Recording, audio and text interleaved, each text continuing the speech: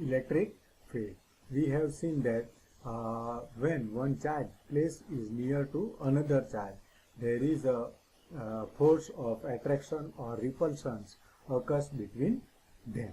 It depends on the which type charge we have placed near to each other. Now the charge any charge creates field around it. In this field we can put another charge, or you can say second charge. Now which field the force of attraction or repulsion is called electric field or dielectric field or electrostatic field. That means the field around the charge in which the second charge field the force of attraction or repulsion is called electric field or dielectric field or electrostatic field.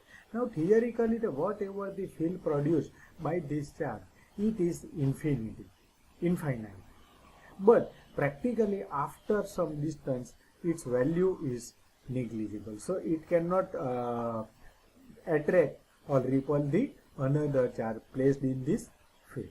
So the area around any charge, in which second charge act force or attraction or repulsion, this area or field is called electric field. Now electric lines of force.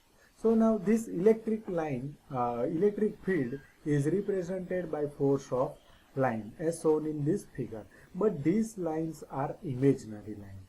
We cannot see it. So now when one charge is placed near to unit charge, it experiences a force. Do you understand?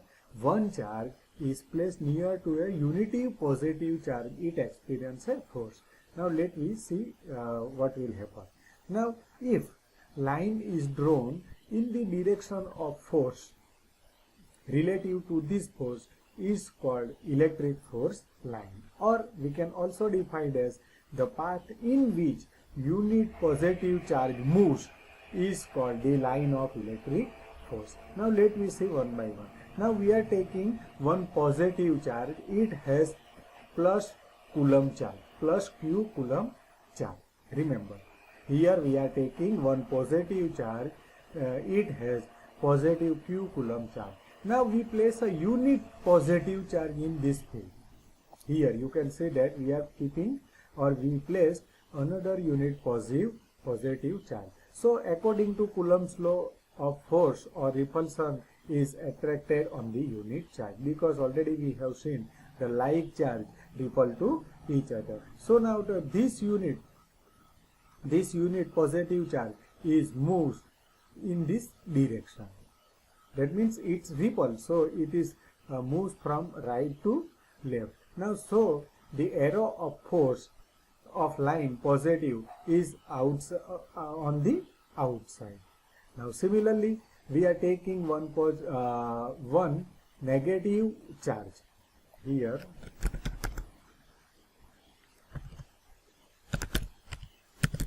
Negative charge of minus q coulomb. Now we place a unit positive charge in this field. So according to this Coulomb's law, a force of attraction is exerted or developed on the unit charge. Already we have seen unlike charge repels to each other. So now this positive unit charge is attracted by this negative q charge.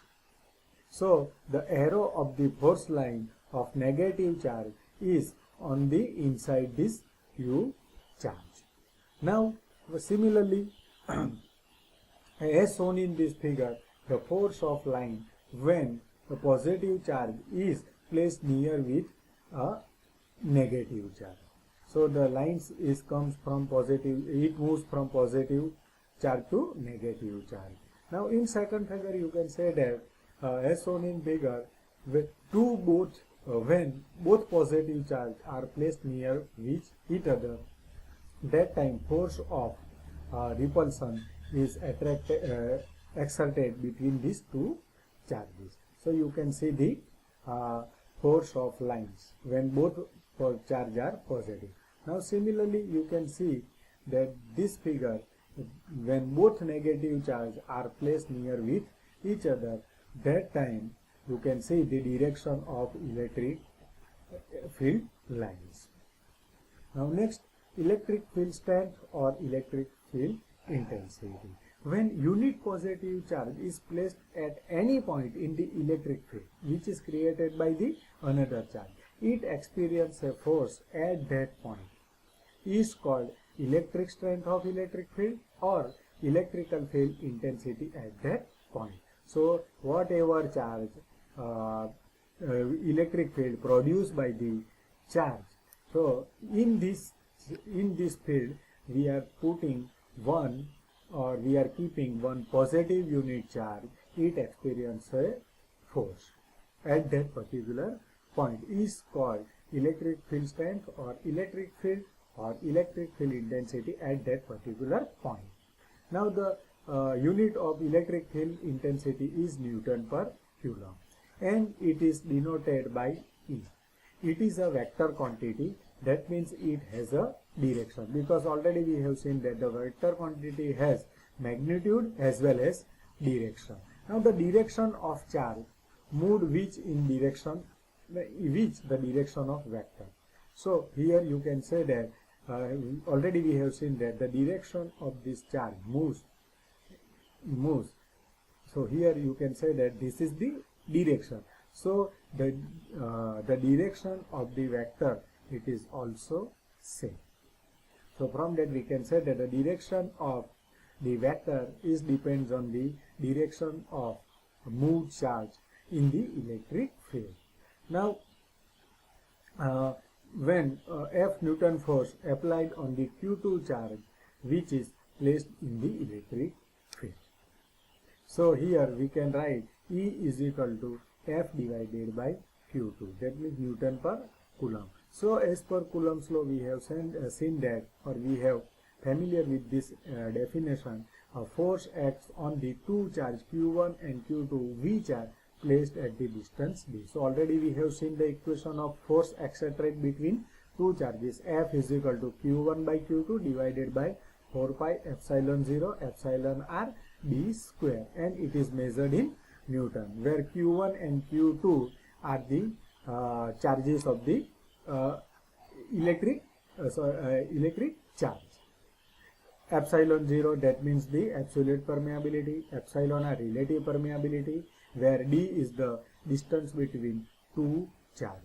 Now we can substitute the value of this F in this equation which is related with electric field intensity. So here we will get E is equal to Q1 Q2 divided by 4 pi epsilon 0 epsilon r d square Q2. Now Q2 get cancelled. So E is equal to Q1 divided by 4 pi epsilon 0 epsilon r d square. Now if the medium air is used as a medium, suppose, then relative permeability becomes 1. So we can put ER is equal to 1 in this equation. So our equation becomes E is equal to Q1 4 pi epsilon 0 d square.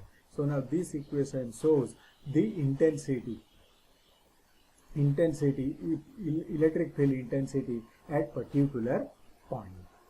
Now next, what is electric flux? Now we have seen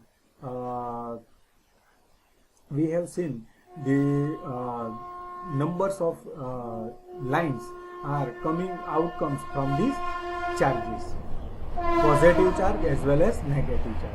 So here the electric flux is nothing but the total flux of lines outcomes from the charge is called electric flux. So already we have seen here, this is the charge and number of lines comes out from the charge is called electric flux. And electric flux cannot complete path. In magnetic flux it completes the path, but here electric flux cannot complete the path. Now electric flux always flow from positive charge to negative charge, and its unit is also Coulomb. Magnetic flux, it is also unit of the magnetic flux, it is also Coulomb, but here electric flux is represented by psi. So it is most important. Now let me see electric flux density. So already we have seen that E is equal to Q divided by 4 pi epsilon 0 epsilon r d square. So now E0 epsilon r is equal to E. That is your that is your permeability or permittivity of the medium. So now we can write epsilon E is equal to Q divided by 4 pi d square. Now you can see this equation carefully. From that we found that the unit of numerator is coulomb, because the unit of charge is coulomb, and the unit of denominator is the square meter, because pi is constant and distance is taken in meter, that is the square meter. So the total unit of this right hand side formula is coulomb per meter square. So this is called electric flux density, and it is denoted by D. So our equation becomes D is equal to epsilon E. So we can define electric flux density. Thus, the electric force of lines emanating per square meter from the perpendicular plane to the electric field is called electrical flux density.